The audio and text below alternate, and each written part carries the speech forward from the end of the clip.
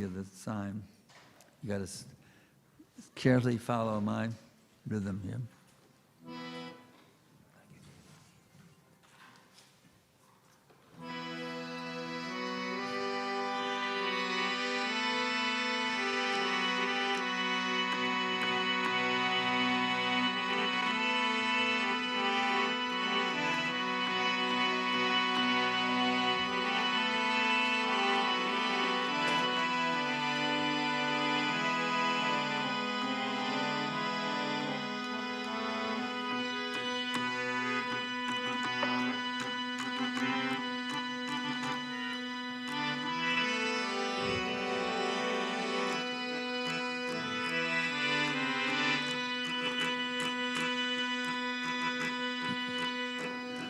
Jaya Radha Madhava Kunjabi Hare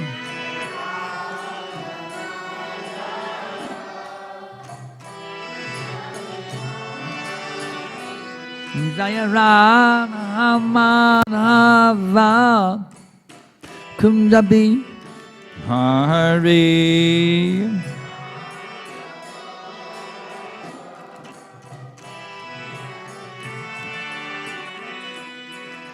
Gopijana Ballabha Girivaradhari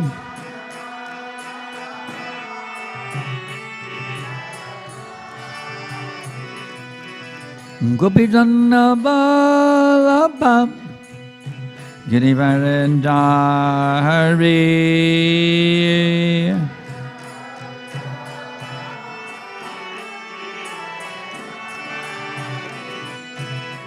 Jasodanandana Prajadana Ranjana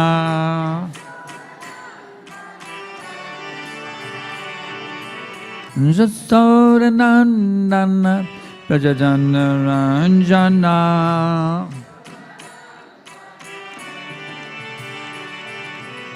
Jamunatira Vanachari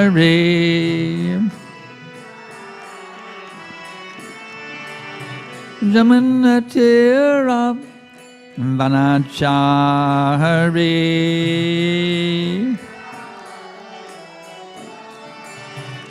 Jaya Rana Madhava Kunjabi Hare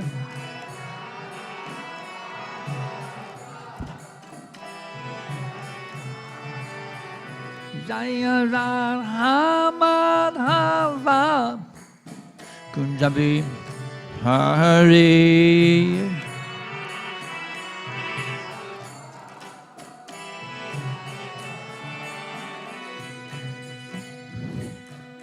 Hare Krishna Hare Krishna Krishna Krishna Hare Hare Hare Rama Hare Rama, Hare Rama, Hare Rama, Hare Hare.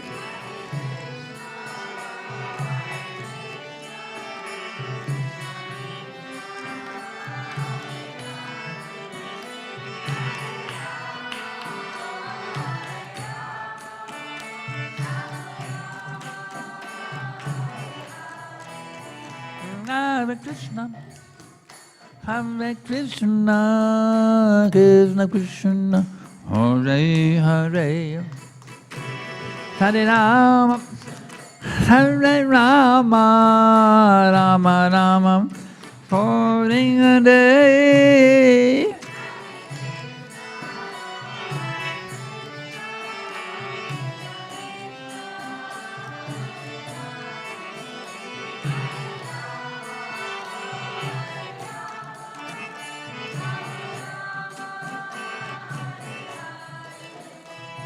Hare Krishna, Hare Krishna, Krishna Krishna, Hare Hare, Hare Rama, Hare Rama, Rama Rama, Hare Hare.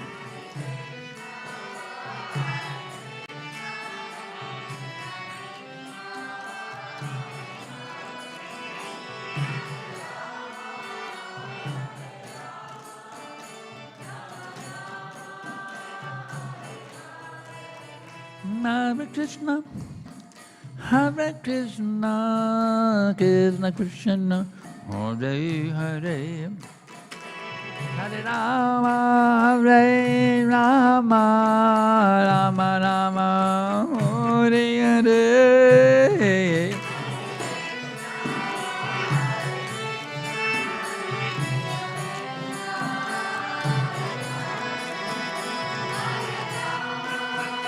Hare Rama, Rama Rama, Hare Hare.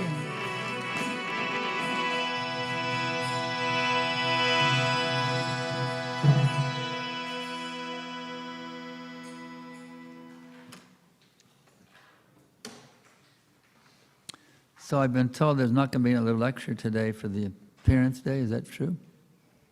This is the only lecture? I don't have an authority here to confirm, but I've been told there's not many lecture for Bhaktisiddhanta's Appearance Day. That's what I've heard. So I got to merge them into one. I was there in 1975 at Prabhupada's Lotus Feet when he gave the lecture on the Appearance Day. So I'm pretty inspired to talk about that because I was sitting there and Prabhupada talked about it.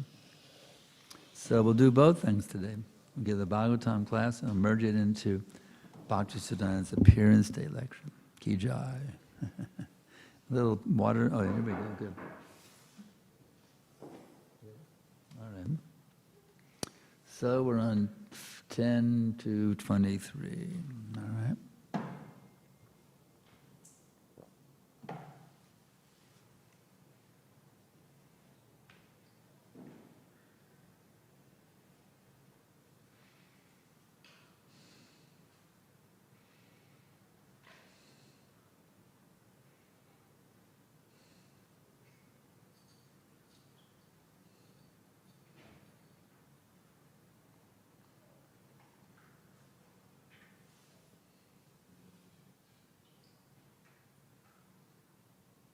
No purport. Give them more time to talk about Bhaktisiddhanta's Appearance Day. That's great. Perfect arrangement. Thank you, Krishna.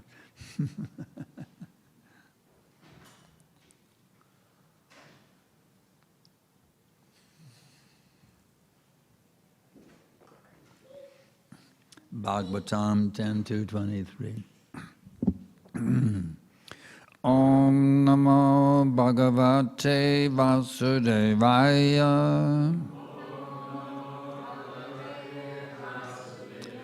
Om Namo Bhagavate Vasudevaya.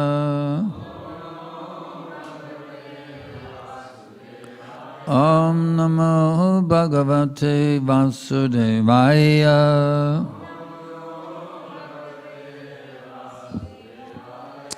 Iti Guratamad Bhavat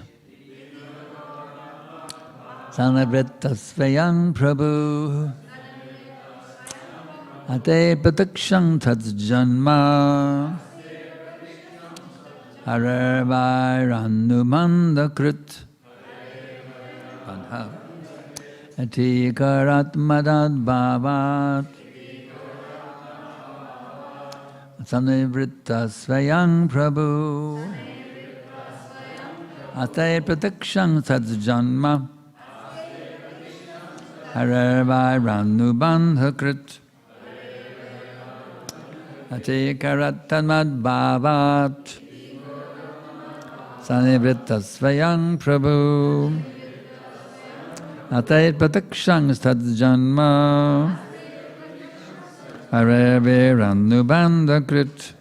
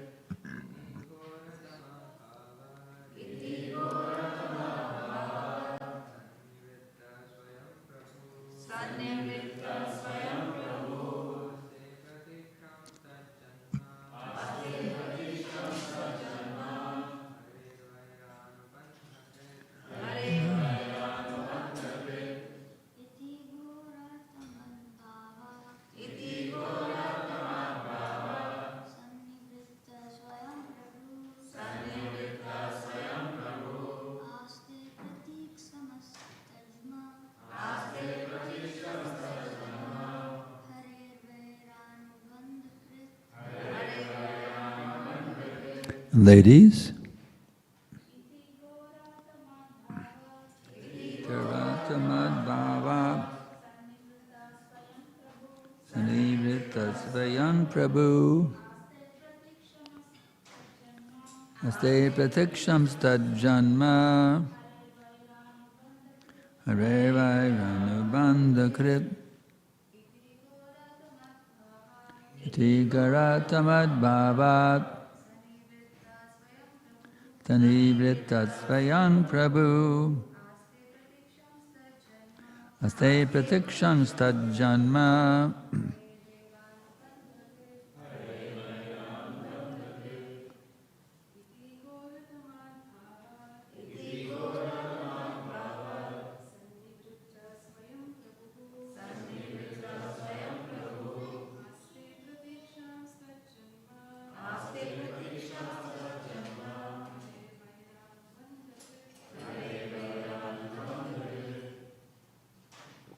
Iti, thus thinking in the above mentioned way,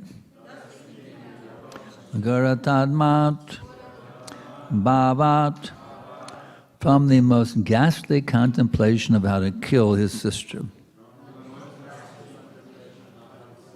Sanivrita, refrained, Svayam, personally deliberating. Prabhu, one who is full in knowledge, Kamsa. Aste, remained, pratiksham, awaiting the moment, sadjanma, until the birth of him, Hare, of the Supreme Personality of Godhead, Hari, Vaira Anubandhakrit, determined to continue such enmity. Translation. And Shukadeva Goswami said, deliberating in this way, Kamsa, although determined to continue in enmity toward the Supreme Personality of Godhead, refrained from the vicious killing of his sister. He decided to wait until the Lord was born and then do what was needed. So now I have to give a purport. Vandeham Shri Guru Shri Jata Padakamalam Shri Gurun Vaishnavam Shap Shri Rupam Sagrajatam Sahagana Raghunatam Vitam Tam Sajivam Sajaitam Savadutam Parijana Savitam Krishna Chaitanya Devam Shri Radha Krishna Padam Sahagana Ladita Shri Vishakam Vitam Shcha Nama Om Vishnu Padaya Krishna Prestaya Bhutale Śrīmad Bhaktivedanta Svaminiti Namine Namaste Sarasvati Deve Gauravani Pracharine Nirvishesha Shunyavadi Paschadya Deshatarine. So just see, Kamsa, a very vicious fellow, he's thinking, well, I better hold back from killing his own sister. In other words, even for practical purposes, he could have killed her immediately to make sure that the seventh child doesn't kill him. He could have immediately said, let me just wipe her out. Kill her, kill her, kill her. But see, there's actually a touch of piety. It makes sense because actually he's a pure devotee. He fell down during this offense. He was offered 3 births as a demon or 7 births as a devotee. So actually he's a pure devotee. He made a little mistake. You see. So this serves as a warning, my dear Prabhus and Matajis. Don't make a little mistake. Don't make any little mistakes. See, to become a demon. As a rectification. Don't make any mistakes. Especially offending the spiritual master, Guru Aparad is the greatest offense. Be very Vaishnava Aparad, but even the worst is Guru Aparad. So be very, very careful never to make a Guru Aparad. You never know what you end up in your next birth. Make a Guru Aparad to rectify you from that mistake. So anyway, we can see the good side of this Kamsa also. Decided to wait and then do what was needed. We can say, do the needful. Why did I wait to do the needful? Wipe out that baby, wipe him out. You see. So it's an interesting thing here. This reminds me of what Prabhupada sometimes says. Everybody has a combination of good qualities and bad qualities. The Vaishnava, he sees the good. So we have to learn to see the good in everyone. This reminds me of what Vishnujana Swami used to say when I was training by him in the old days in Austin. He said he would see the spark of devotion in the heart of the most wretched fallen soul, and he'd fan it to a blazing fire, you see. So that's what it means to be a preacher, you see.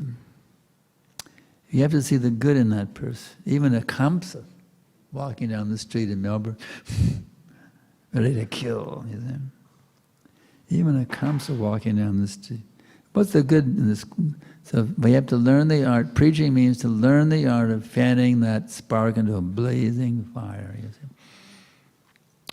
So that blazing fire of Krishna Bhakti, it burns away all the impurities that we recruit over millions and millions of lifetimes of sinful activities. It's amazing. After even circumnavigating Tulsi Devi, Yani Kanisha Papani, these devotional activities have amazing power to burn off all the sinful reactions. You understand? They have such an amazing power. Or just like this one mantra, where does it go? It goes like, Hare Krishna, Krishna Krishna, Hare Hare, Hare Rama, Rama Rama. One pure utterance of Hare Krishna has the power and the potency to neutralize unlimited lifetimes of sinful activities. So there's hope for us sinful rascals, this fallen Kali Yugites. There's hope for us, you see. Hare Krishna, Krishna Krishna, Hare Hare, Hare Rama, Rama Rama, Hare. You know what Prabhupada personally told me? He gave me an instruction. He said, all material desires, 0. That's not an easy thing to pull off, And then Prabhupada challenged me whether you can be like that. He challenged me. So even I prayed today actually. I also prayed to Prabhupada. He's like sitting here. This is not just the deity. Prabhupada's actually sitting here. You know that? Not just the deity. That's Prabhupada himself sitting here. You understand?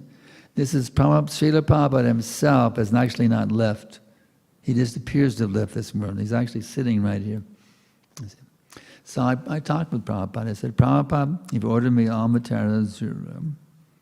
But I can't pull it off. I'm a slave of my tongue, my belly, and my genitals. What can I say? I want to gratify my tongue, I want to gratify my belly, I want to gratify those genitals. That's how fallen I actually am, Prabhupada. But by your mercy, even this servant of his tongue, belly, and genitals, by your mercy is possible, you see. So I beg Prabhupada, please, Prabhupada, bless me that now, by your mercy, all material desire is zero. You see. So, this process works. Even for fallen Kali Yugites, this process works if you work the process. If you don't work the process, forget it. You're committing suicide. It's very simple. Prabhupada has given us the process. No illicit sex, no meat eating, no intoxication, no gambling, and at least 16 rounds of Hare Krishna mantra every day. If you can take this and hold on to it for dear life, hold on to this program through thick and thin, through praise and chastisement, through glory and through sickness and health, through poverty and wealth, through youth and old age, whatever you're at, whether you're a young kid or an old guy in his wheelchair getting ready to leave the body, no matter where you are, hang on for dear life. 16 rounds and 4 regulated principles. And if you do, my dear Prabhus and Manajis, magic will happen. Guaranteed, you see. I know, I've been doing it for 54 years, and it really works. It really, really works. I recently met with my beloved Govardhan Bhaktivedanta Swami, Sri Rupa Seva Kunj there at the foot of Govardhan. He wanted to know how I was doing. I said, well, materially, and spiritually, you see. So that's how it works. That's how it works, you see.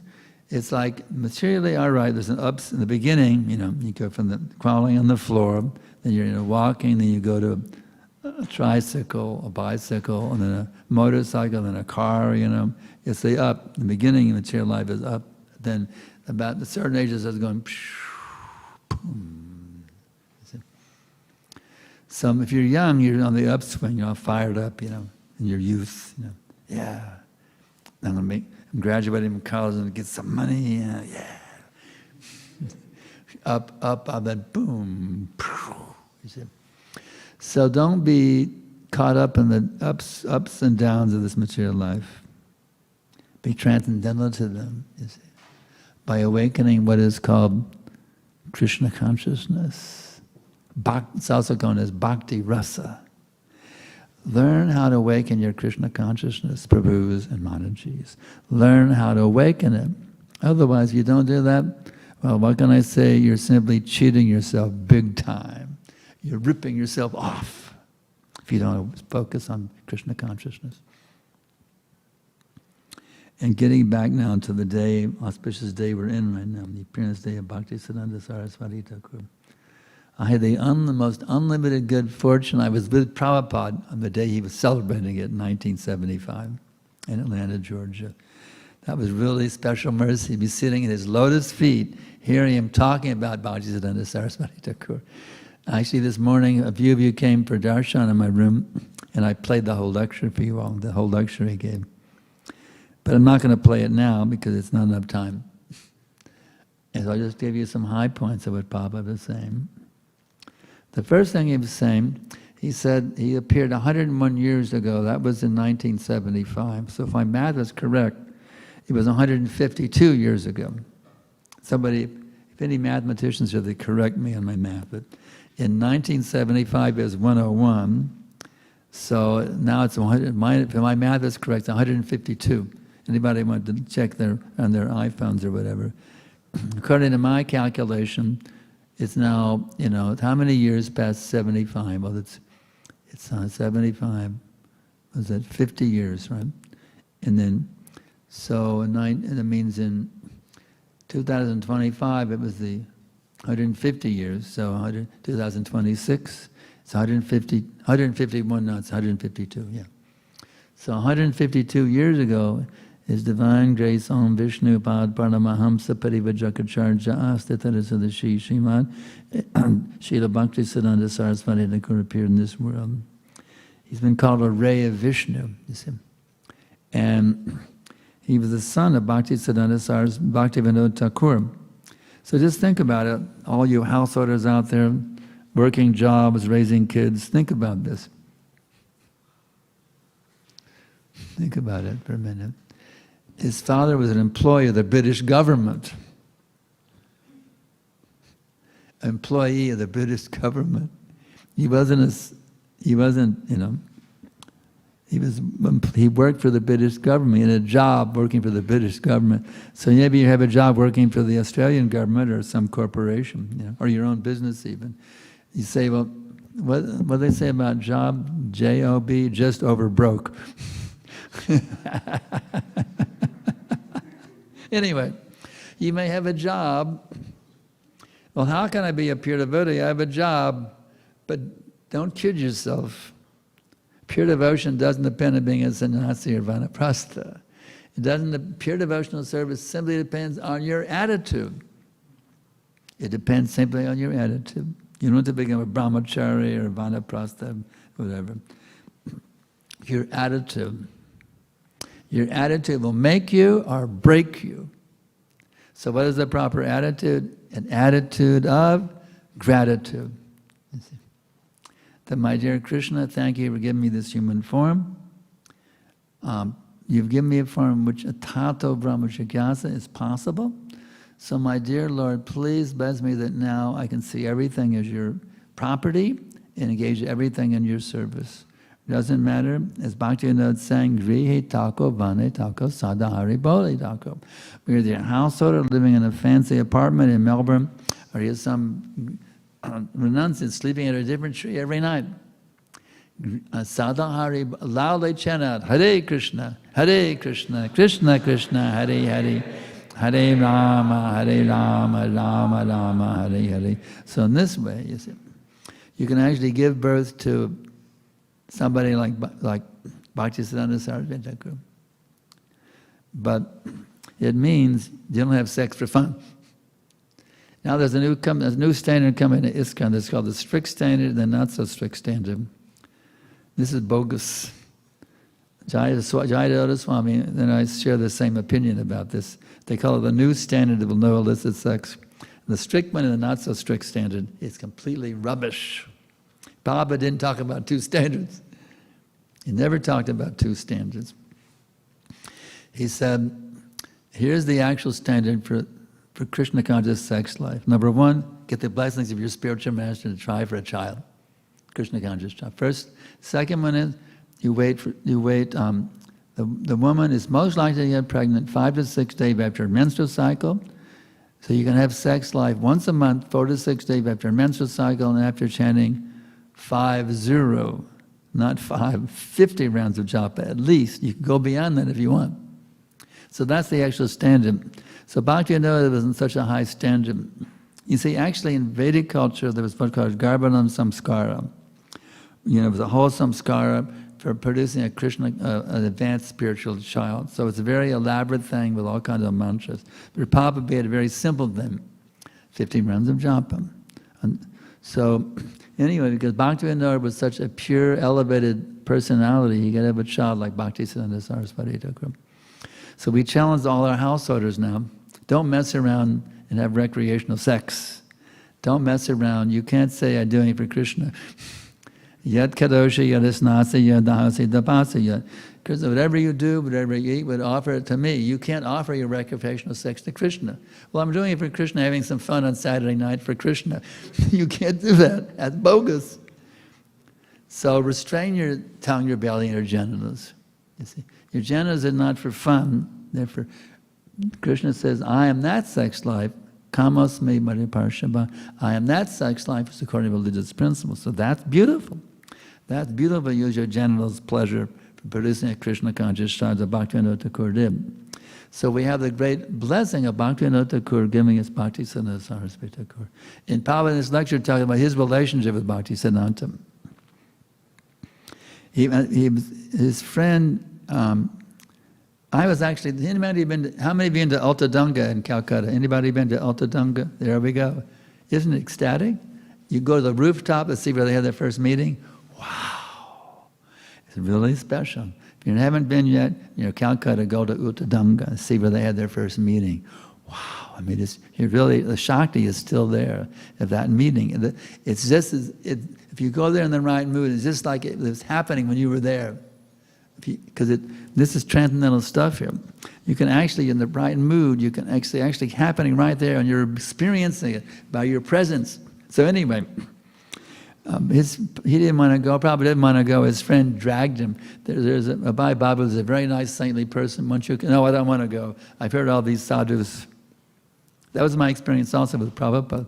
I refused to go.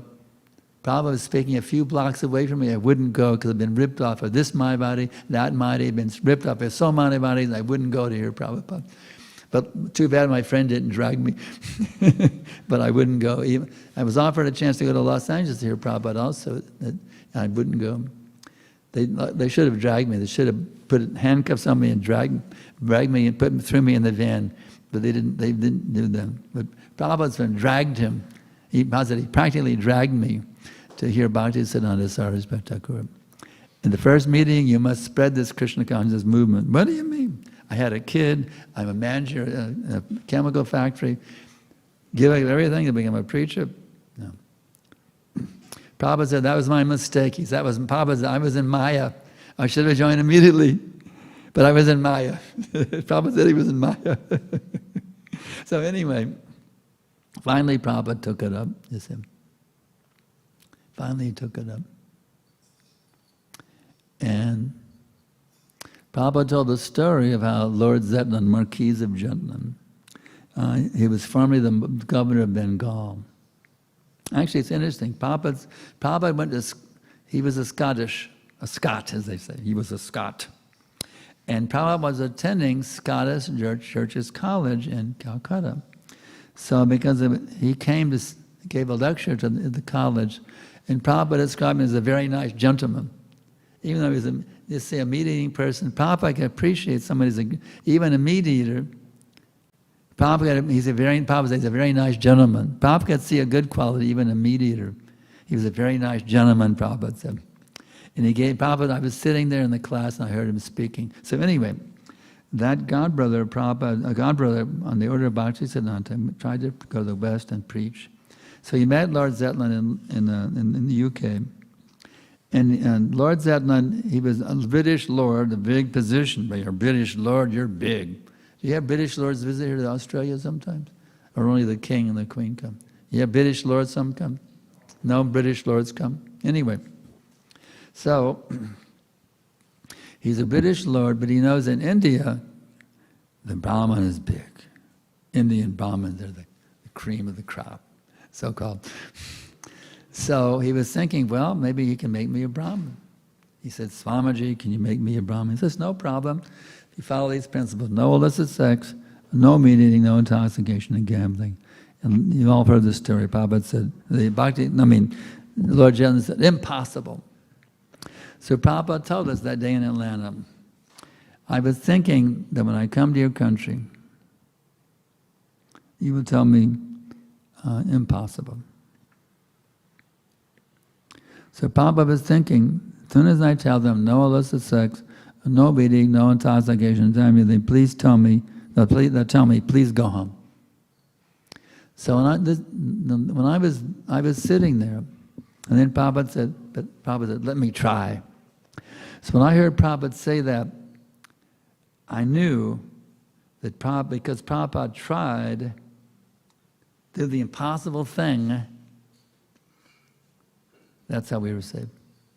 And so I was very enlivened. I yelled out Jai, and in the whole room, you can hear on the recording, the first Jai is Sankarshan Das Brahmachari.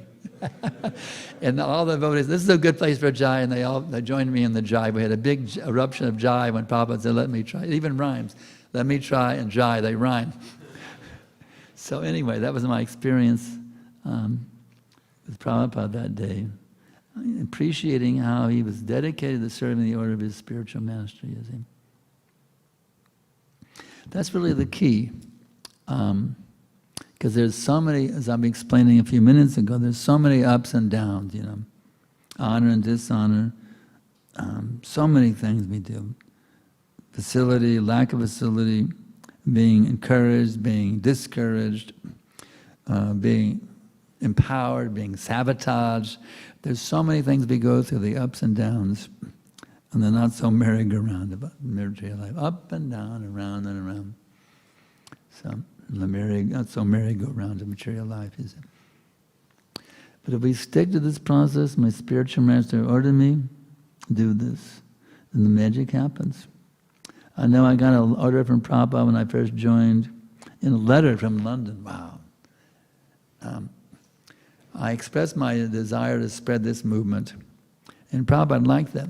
He wrote me back, he said, I see you're a very sincere and enthusiastic boy, eager to spread this Krishna consciousness movement. Now continue enthusiastically as you were doing, and surely Krishna will bless you. So I ask you, my dear Prabhupada and Manaji, is that instruction any less potent than it was in 1971? And Prabhupada gave it to me. It's just like Prabhupada told me 5 minutes ago. So when I remember that instruction, I can be pretty fired up. Prabhupada told me to be enthusiastic for making the world Krishna conscious. So, ki jai. Here I am today, trying to share with you the inspiration I've gotten from Prabhupada, that he got from Bhaktisiddhanta, he got from Gorka Sarvas Baba, he got it from Bhaktivedanta, Jagannath Baba, all the whole succession. It all begins with Krishna, you see. It comes down. Now here's the amazing thing, you see. A realization I had lately. The order is really starting from Krishna, Sarvadaman Parijajam. Now with each Acharya, you see, each Acharya has Shakti. Every Acharya has Shakti. So that order, the more it becomes more and more empowered, you see. When Brahmaji repeats it, Govindamadi Purusham Tamaham Bhajami, it becomes more powerful. And then Narada gets it from Brahmaji, becomes more powerful. Narada gave it to Vyasadeva, it becomes more powerful. Madhvacharya becomes more and more and more powerful. So each level down becomes more powerful. So just see how fortunate we are, you see. We have Prabhupada's Shakti, representing the Shakti coming down, increasing the Shakti coming from all these previous Acharyas. Then we have the ISKCON gurus. There's even more potency coming down because their Shakti added to it, you see. So it becomes more and more empowered, you see. So let us celebrate now the appearance day of Bhaktisiddhanta Sarasvati Thakura by taking the order of Srila Prabhupada and the order of our spiritual masters is our very, very life and soul. If we do that, the whole world becomes transformed. You won't be living in Melbourne anymore. You will not be living in Melbourne. You'll be living in the spiritual world. You see? Actually become so ecstatic, you can become so blissful. You think, who needs Goloka Vrindavan? I'm already as good as back to God right now here in Melbourne. You can actually come to that point. But actually, who needs back to Godhead? I'm already back to Godhead right now. If you fully enter this mood, the preaching mood of Srila Prabhupada, Lord Chaitanya, you're already, here we are, we're already in Goloka, there's Radha and Krishna right here. You think those are just deities? Do you think they're just statues? Anybody think they're just statues? Or do you think Radha and Krishna are actually standing here in their original forms, having their pastimes right here on, Dank Street? What do you think? Is this some deity standing here? Or they actually Radha and Krishna have come and they're having their leelas right here, right now, in this room? What do you think? You understand my point? You see? Yeah, you see. We all know the story of Sakshi Gopal. I'll tell it anyway. I love telling it. Maybe somebody, does anybody not heard the story of Sakshi Gopal? You've all heard it, but I'll tell it again. It's so ecstatic. I got to tell it again. Every time I tell it, it becomes more nectarian. It's really an amazing Leela, you know. Here's a young Brahmin going from Rissa state all the way to Vrindavan, you know, to get the mercy of, you know, Vraj, you know what I mean? Vraj Ras, to get that Vraj Ras. We all know how ecstatic to go to Vrindavan. Even with all the buildings now, it's still there. He went in some, of course, a little village in those days. He went in some Vraj Ras, the taste of being in Vrindavan, you see. So he got some old invalid guy, you know, with a cane guy, who was just kind of struggling to get there. But the young Brahmin helped the older Brahmin to also get to Vrindavan. He was so indebted, you see. In those days, there were no romance marriages. It was all by arrangement, you see.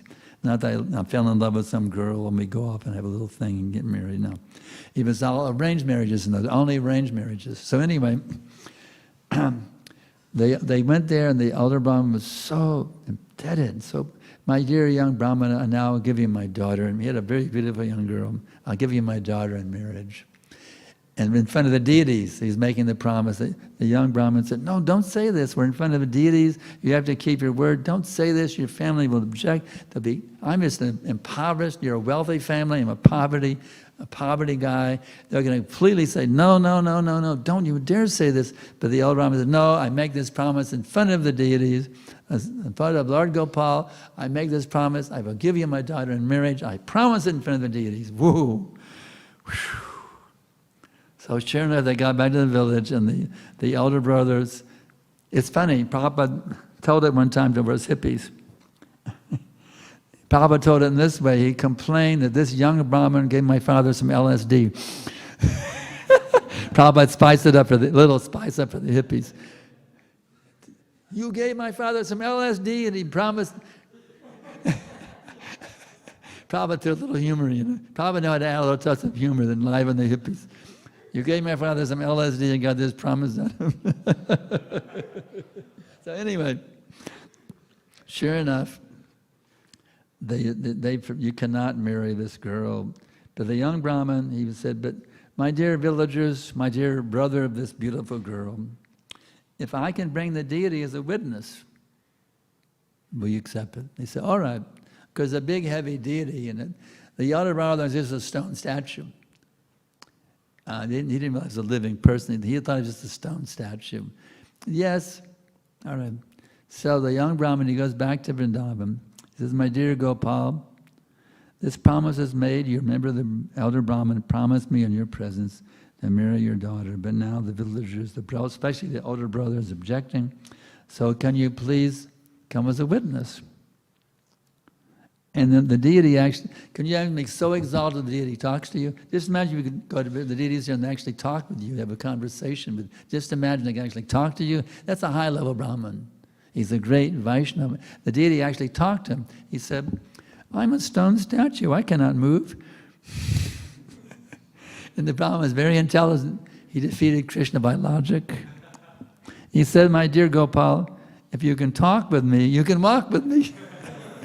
And the deity, he was defeated by the Brahman's logic. And Krishna said, all right, I will walk with you. But you don't look, but if you hear the sound of my ankle bells, you know I'm walking behind you. So walking day after day, how's a day? How many days it talk? We can look on Google Maps and now can calculate how long it takes to walk from Vrindavan to Orissa. Could have been months for all I know. But how long does it take to walk from Vrindavan to Orissa? We're talking a long, long time, but he always heard the ankle. Well, Krishna is with, Gopal is with me, the ankle bells are ringing, yeah, ki jai. But they got near the village and all of a sudden the ringing stopped. And they went, oh no, there was a deity standing there and they wouldn't go any further. So now we all know they built a temple there. We can go to India and have that darshan. I don't think I've been there yet, but it'd be nice to go visit. How many have seen Sakshi Gopal? Wow, I offer obeisances to your feet. Wow. So just imagine, this is the great power of Krishna Bhakti. You can actually talk with Krishna. Krishna will be defeated by you also, can you imagine? So by going through the mercy of our beloved Founder-Acharya and his Guru Maharaj Bhaktisiddhanta, we can achieve such exalted states. Someday, praying for that day, when we can actually be in that level of perfection. So anyway, we got 7 minutes, but I don't mind going over time if I don't get yanked away by some authorities. I was up till 11 o'clock last night talking about Krishna with my disciples. So anyway, any questions, comments? What I really like are objections. I mean, doubts, yeah. Doubts are my favorite thing. Because sometimes we have doubts about our process, doubt about ISKCON, I'm here to smash all doubts. Doubts are me like a baseball, and I got my bat. I'm going to hit the doubts and make a home run with your doubts. Boom. So any doubts or any questions, objections, criticisms, additions, whatever, it's all welcome, laid on the table. If there's some doubt you've had for many, many years, but you never dared ask it, now's your day. Yes. And I may have to have a little help because someone may have to come and tell it in my ear because my hearing is really shot. But anyway, let me try through the amp. I may be able to make it out, articulate very carefully and clearly. Not loud, but very distinct articulation. Yes, Gurudev, thank you. I had a question about seeing the good qualities in everyone. You spoke about Kamsa even had a good quality. Yeah. So we hear that non-devotees or materialists, their association is very bad and dangerous. Yeah, that's right. Mahaprabhu compares it to a ferocious animal in in a cage. So how do we cultivate the right attitude towards people if we're trying to see the good qualities at the same time we're a little bit afraid to associate? Well, we know they're all pure devotees. That's seeing their good quality.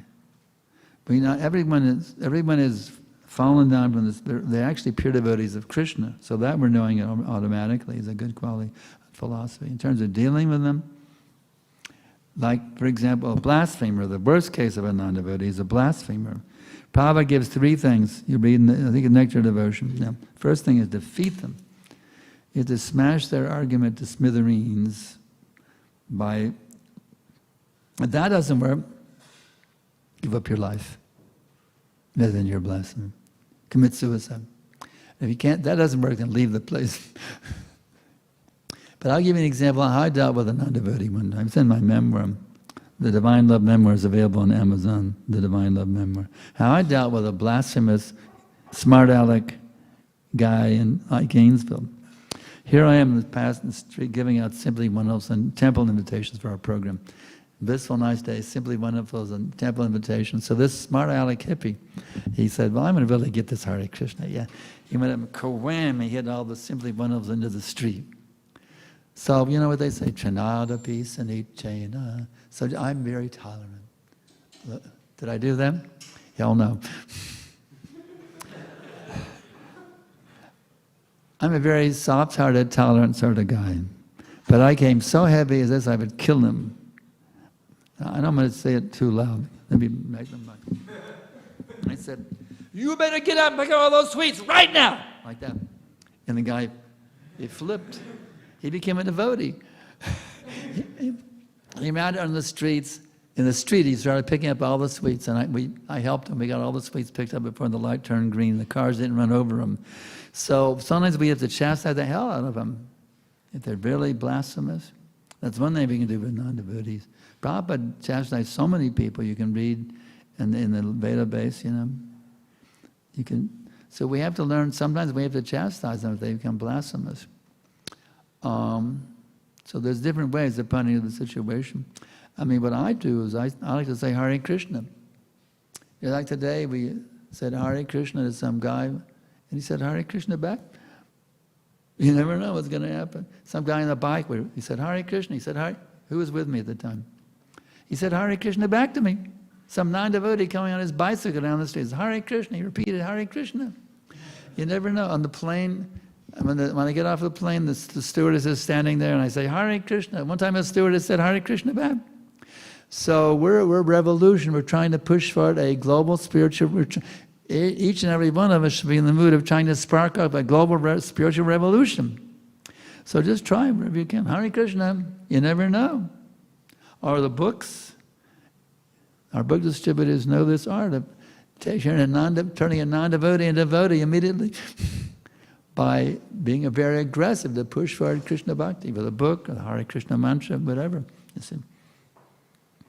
So it depends on the situation, but you really have to be in an aggressive mood to spark off a global spiritual revolution wherever you go. In American folklore, we have Johnny Appleseed, right? You know, how many Aussies may know? How many Aussies have heard about Johnny Appleseed? Nobody. How many Americans? Who's heard? You're from America or Australia? You're an Aussie? Very few Aussies have heard about Johnny Appleseed. He's famous in American history. Some guy around planting apple trees, putting apple seeds everywhere. So many apple trees came up because of Johnny Appleseed. So, we, my dear Prabhus and Manis, are Johnny Bhakti seeds. Wherever you go, plant the seed of Bhakti to make the whole world Bhakti, Krishna conscious. You see. Okay, be a Johnny. When you go on the street, now you're a Johnny Bhakti seed. And Johnny is even a Sanskrit word. Jana. Praja Jana. So even Jana is a Praja, Bhakti Jana. So Johnny is also almost Jana, a Bhakti Jana. Yeah. A man or a girl of Bhakti, a Bhakti Jana. That's the female form. Jani. Female form, male is Jana, female is Jani. I don't know the Sanskrit. But anyway, a Bhakti Jani is a female form, if I understand Sanskrit correctly. Anyway, anything else? Anybody ready to challenge me or bring your doubts? You're welcome. I love it. Let's hear it. Well, I got so many hands. I don't know who should go first. Let's go to the Manaji side. Thank you, Maharaj. Oh, I said, let's go to the Manaji side. Then we'll pass it back to the other side of the room here. Yeah. Srila Gurudev, in the start of the class, you said we should avoid making mistakes. Yeah, we should avoid making mistakes. Mistakes. So, but where is that stated? Where is it? Before that, you said avoid making mistakes. So, in the start of the class. In the sadhana class. Start. At the start. At the beginning of the class. Okay. Avoid making mistakes, of course. So we shouldn't be making mistakes, but we usually learn from our mistakes. See, there's four things. Here's how mistakes come. We should understand how it works. We have imperfect senses. Because of that, we have a tendency to be illusioned. And because of that, we make mistakes. And then we cover up mistakes and I'm perfect. That's called cheating. So the third step is mistakes. If you can you go back to the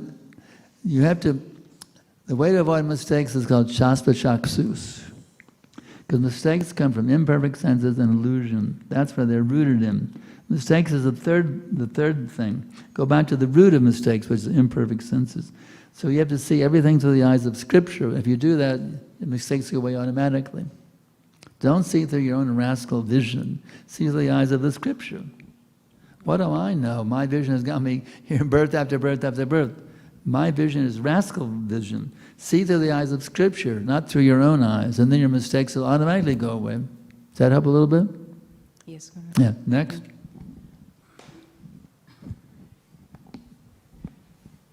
Thank you, Maharaj.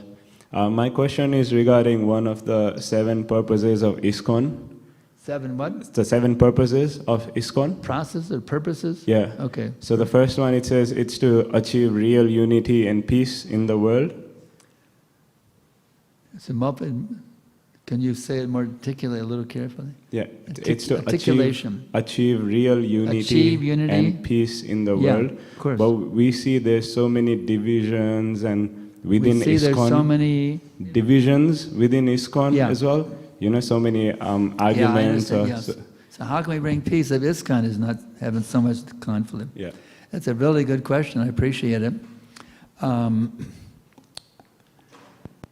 I have one interesting realization lately, because some people even leave ISKCON because they feel there's too much divisions and quarreling within ISKCON. But here's my little aphorism. Don't leave ISKCON, lead ISKCON. If you can see the devotees are quarreling not necessarily about this and that, then you should become an ideal acharya, so you can actually lead. You could be by your example, you can introduce a higher principle. You see? So that's my aphorism. Don't leave ISKCON, lead ISKCON. So we need leaders. Doesn't mean become a GBC or a sannyasi. It means be an ideal Vaishnava. Then you're any Mataji or Prabhu or sannyasi, anybody, even a kid, If you are setting an ideal example, you're the leader of this movement. Actually, you are the leader of our movement. So be the leader to bring an end to all these divisions. That's one way of looking at it. You be our leader by your ideal example, your ideal preaching. You be the leader of our movement, and bring an end to all the disunity by your own leadership. That's how I see it. Does it make sense? You be the leader. Sometimes I compare our movement to, I don't know if you, when I was a kid, we would sometimes, there's the days of the silent movies, it's still on YouTube, called the Keystone Cops. Here's maybe the Keystone, maybe you're not familiar. They're like always bashing into each other. The thief is running this way and the cops are only bashing into each other and the thief gets away. So sometimes it's kind of like the Keystone Cops. Kali Yuga is taking everything away and the devotees are all bashing heads with each other. Even I heard a report from, see who told me? Oh yeah, Sankarshan Maharaj, one of our most senior devotees. He told about the early days of the GBC meetings. They'd be fighting. The Canary Islands is my zone. And even one GBC jumped over the table to yell, "The Canary Islands is my zone." Can you imagine? The GBCs themselves are guilty of this stuff. So of course it's mellowed out now, but still we have this disunity. And another example is, one GBC said we agree to disagree. So do you think every GBC resolution is unanimous? No. Within the GBCs, there's disagreements also, but they agree to work together in spite of their disagreements. So the GBCs who are against something, when it's the majority goes with it, they go along with the majority, even though they disagree with it. So that's one way to understand it. Let's agree that we can sometimes disagree, agree to work together even though we disagree on certain points. That's it. Just like the beards, for example. I disagree with the beards because Prabhupada said no beards. He even said beard means you look like a demon, Prabhupada said. So I disagree with the beards, but even I hug devotees who have beards and don't say anything about it. So, you know what I'm saying? So I don't know if you have any beards here today, but anyway. Yeah, Prabhupada said no beards. He told Shrutakirti in Yimri Shrutakirti's diary in Miami, he said he didn't like the beards. It's in the books also. He told, it's there in the books also, in Prabhupada's books. So anyway, I hug my God brothers with beards. I don't say a word, but I can say something now. So that's an example. There's a whole split of the beard, the pro-beard and the anti-beard split in ISKCON. You know what I'm saying? I mean, I had devotees get very offended about my anti-beard statements. They're really angry at me. It was like, so, because they're attached to their beard. So anyway, that's an example, the pro-beard and anti-beard schism. Yes. Okay. Hare Krishna Maharaj. Maharaj, you mentioned about Srila Prabhupada instructing you for being enthusiastic and preach around the world. He said, if I do so, Krishna will bless me, and it works. Krishna's blessing me for it. Yeah, go ahead. So, it's very inspiring to hear that you mentioned that even now when you remember that instruction... It's just as potent now. It's actually more potent now than it was then, actually. I'll be the truth. It's more potent now than it was then. Because the more you chant, the more you get connected. So, I was just thinking about that, like I personally, it's only for myself, I'm asking, that how can I take every instruction of my spiritual master so seriously that I always meditate on it? It's easy. You beg for it. There's an old saying, the duck that quacks the loudest gets the most crumbs. So, your spiritual master is not his body, actually. He's available for you. You're initiated one of my God brothers? Yes, Maharaj. Huh? His Holiness Devamit Maharaj. Who? Devamrita Maharaj. Very good. So you actually, when you pray to him, he's actually present. And you can talk to him. My dear Guru Maharaj, or you can pray to Krishna and also. My dear Guru Maharaj, I'm having this difficulty. Please bless me, I can overcome it. So you can pray directly to your spiritual master to help you overcome what you want to overcome. So actually your spiritual master is personally present with you. Just by reaching out to him in prayerful mood, he'll actually be there and he'll help you, he'll bless you. You understand? Just like I talked to Prabhupada this morning, you told me all material is zero. It was an order Prabhupada directly gave me in a letter. All materials are zero, but I can't pull it off. Here I am a lusty, greedy, angry, envious person, suffering in the modes of nature. That's my position. So I asked Prabhupada again and again, you please bless me, I can overcome all this nasty, dirty material desires polluting my heart. You see? So you just got to talk to your spiritual master. He's spiritually present and he'll help you. Even after he departs from this world, the same thing goes on. He's eternally with you in the form of his instructions, and you can talk to him and he'll bless you. You understand? Yes, Maharaj. Anything else? We're going low over time, but I don't care. Yeah.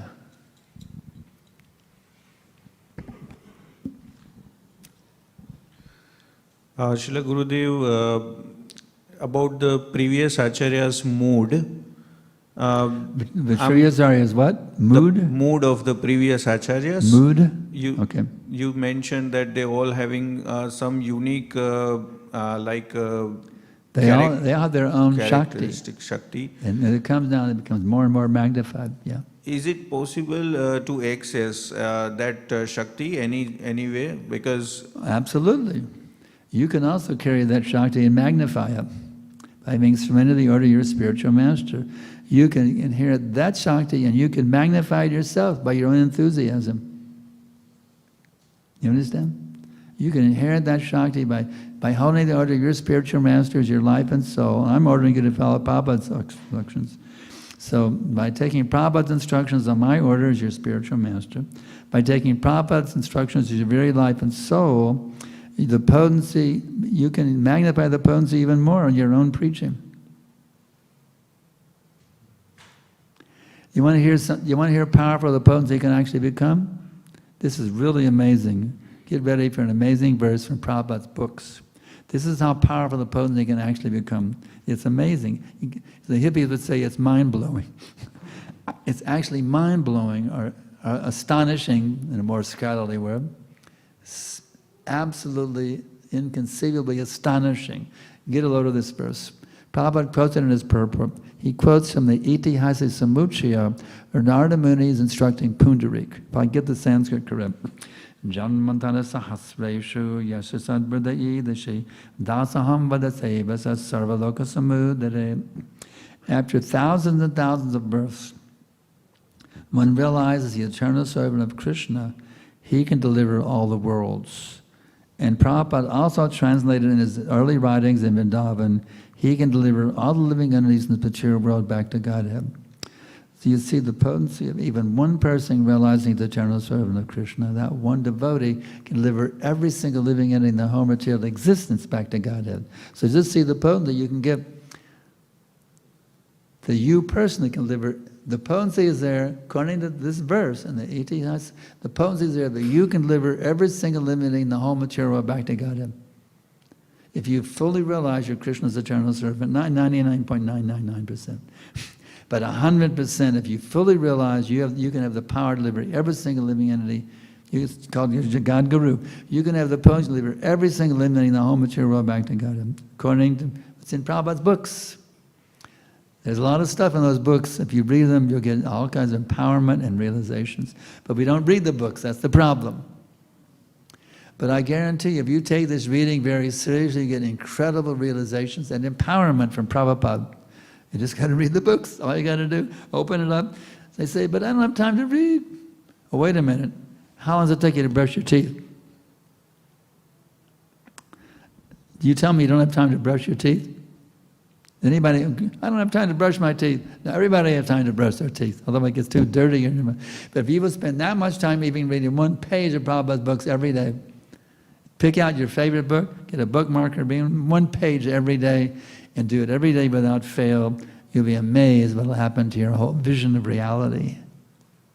Your whole vision will become spiritualized, you see.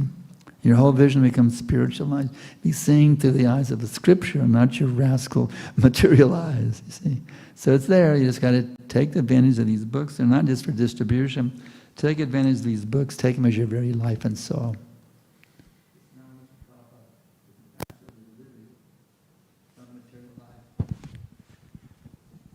So actually we're over time.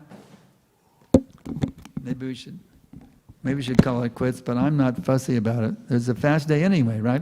There's no one has to go to Prasadam. So I don't mind going over time if you ask questions. If the authorities say I have to stop, I will, because Prabhupada told me to do what the authorities say. If the authorities say I must stop now because I'm over time, I'll stop. But I'm not going to stop on my own volition. If you have questions, I'm here to answer them. Doubts, challenges, blah, blah, blah, etc. Yes, Gurudev, it's a doubt I have about how is it, I accept that the Guru Parampara is picking up more and more Shakti through time. How is it that sometimes it gets broken though, as Krishna mentions in the Gita? Yeah. When you disobey the order of the spiritual master. Just like we have people now who split off from ISKCON by disobeying Prabhupada's order. It comes with disobedience to the spiritual master. That's when you lose it.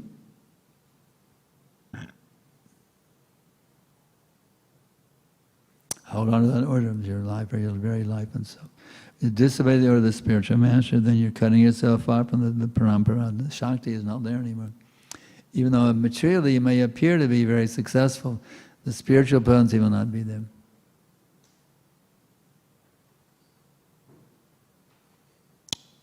Yes?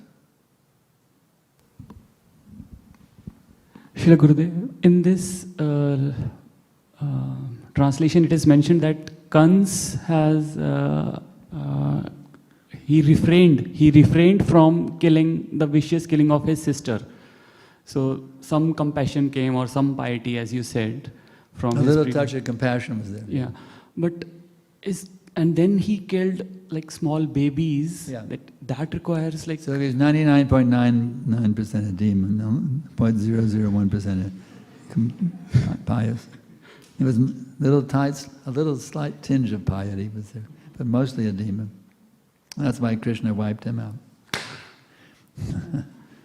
But killing a newborn requires like killing a sister, like a full adult, like it requires still less compassion, but a lot of lack of compassion is there for killing a newborn. My ears are not taking it. You got to articulate very slowly and distinctly.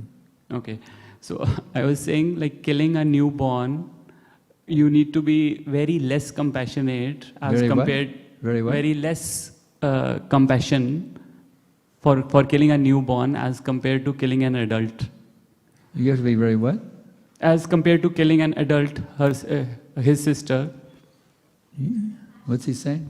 Less compassionate. What's the point? The question is, you have to be much less compassionate to kill a newborn. Oh yeah, absolutely. It's a lack in compassion. That's right. But often killing your sister also, a little bit of compassion is in. It would have been more convenient to wipe her out. You see.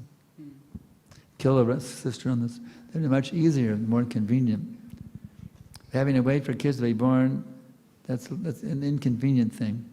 Just go ahead and kill her immediately, there's no problem. But he was willing to take a more inconvenient system for killing the child by letting his sister live. Because a little touch of piety in his heart, a little slight touch. He's putting himself in inconvenience by waiting for the child to be born. Does that make sense? Yeah. Anything else, or we call it quits now? Everybody starts leaving one after another after another. Okay. Thank you very much.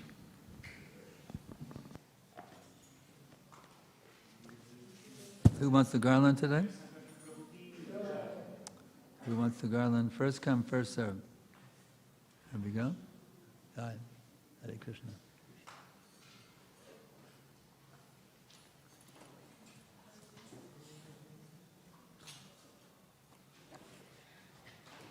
Hare Krishna.